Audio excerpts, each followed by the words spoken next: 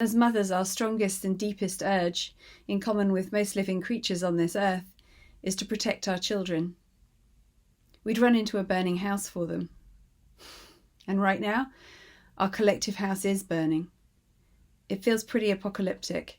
We've had devastating fires in Australia, in the Amazon, in Africa, floods in Indonesia, plagues of locusts in Kenya, and now coronavirus means we're conscious more than ever of being mothers, with our kids at home all day, every day, and conscious of our own mothers, who may be among the most vulnerable. I work from home, so my biggest problem is the kids not going to bed and behaving like we're on holiday, but with added hand washing. But for many working mums, it's very different. School may be providing you with the ability to be able to work in the first place. It's made me think about why my children are in school. Is it to train to get a job to perpetuate our consumer culture that fills the seas with plastic and the sky with fumes?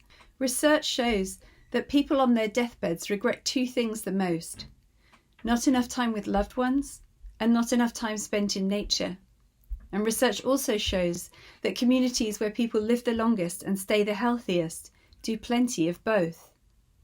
I find it hard to believe that with our levels of sophistication, of knowledge and ingenuity, that we can't manage to do these things.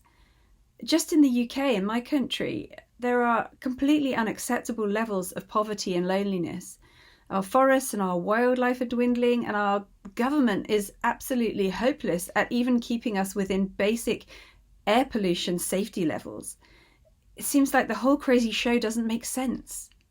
A friend once said to me, if you were Prime Minister, what single policy would you bring in tomorrow? And I remember being torn between two things.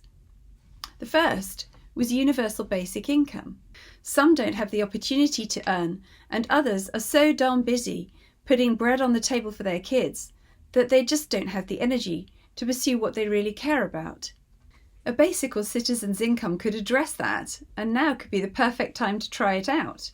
It could be a safety net for working families and carers, and free up time and energy to build community action and resilience to change, which is going to be so important in the world our children will be facing. The other policy I wanted to bring in is now my full-time job, making it a crime to destroy nature. Believe it or not, it's not a crime right now. That's what our campaign Stop Ecocide focuses on. Making ecocide a crime is like a kind of safeguarding policy for life on Earth. We believe it should be a baseline rule, like the crime of murder. It's simple. Stop destroying ecosystems, and the Earth's ability to sustain and generate life is protected. Nature is generative. She is, in the most literal sense, the mother of all life. So many indigenous cultures understand this at a profound level. So, this Mother's Day, as one mother to another, perhaps even more as one child to another, because we might not all have children, but we all have mothers, I'm inviting you to support this law. Because when we support Mother Earth, we're doing the best mothering of all. We're protecting the futures of all our children.